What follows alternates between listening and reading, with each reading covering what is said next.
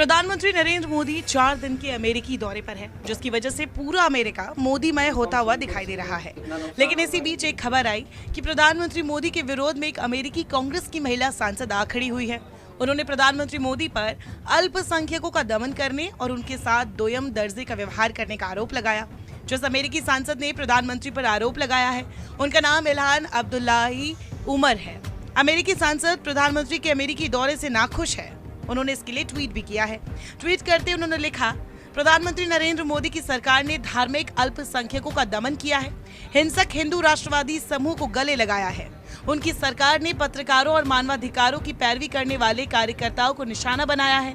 अपने ट्वीट के जरिए उन्होंने बताया कि पीएम जब अमेरिकी कांग्रेस में सांसदों को भाषण देंगे तो मैं वहां मौजूद नहीं रहूंगी, मैं उनका विरोध करती हूं। अमेरिकी सांसद यही नहीं रुकी, उन्होंने अपने ट्वीट में आगे लिखा, प्रधानमंत्री मोदी के भाषण के खिलाफ मैं एक प्रेस कॉन्फ्रेंस करूंगी, जिनमें मैं उनके द्वारा किए गए अल्पसंख्यकों पर जुल्म पर बात करूंगी।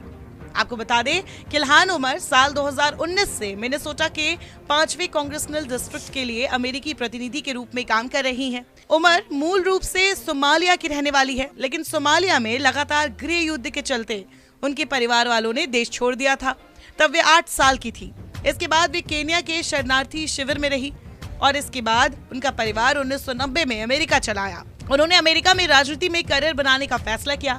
2016 में इल्हान उमर चुनाव जीतकर मिनेसोटा की प्रतिनिधि सभा पहुंची। 2019 में वे अमेरिकी संसद चुनी गई। इल्हान उमर कश्मीर मोदी सरकार को लेकर भी कई विवादित बयान दे चुकी है। बीते सालों में उन्होंने अमेरिकी संसद में कहा था, आखिर मोदी सरकार मुसलमानों के खिलाफ और क्या क्या जुल्म करेगी, तब जाकर बाइडेन प्रशासन कुछ कहेगा। इतना ही नहीं, उन्होंने अमेरिका के भारत समेत कई देशों के साथ रिश्तों को ऐतिहासिक अन्याय की संज्ञा दी थी। उन्होंने पाकिस्तान अधिकृत कश्मीर का दौरा भी किया था। इसकी भारत ने आलोचना भी की थी। विदेश मंत्रालय ने इल्हान उमर की यात्रा को निंदनीय बताया था। उधर अमेरिका में बाइडेन सरकार ने इस दौरे को व्यक्तिगत यात्रा बताकर अपने आप को इससे अलग कर दिया था। इल्हान उमर अमेरिका की संसद में भारत के खिलाफ एक प्रस्ताव भी लेकर आ चुकी हैं। उमर के इस प्रस्ताव में अमेरिका के विदेश मंत्रालय से अपील की गई थी कि वो भारत को एक ऐसा देश घोषित करे जहां धार्मिक स्वतंत्रता के अधिकार का कथित उल्लंघन होता है। उन्होंने आरोप लगाया कि भारत में अल्पसंख्यकों, खासकर मुसलमानों के मानवाधिकारों का उल्लंघन हो रहा है।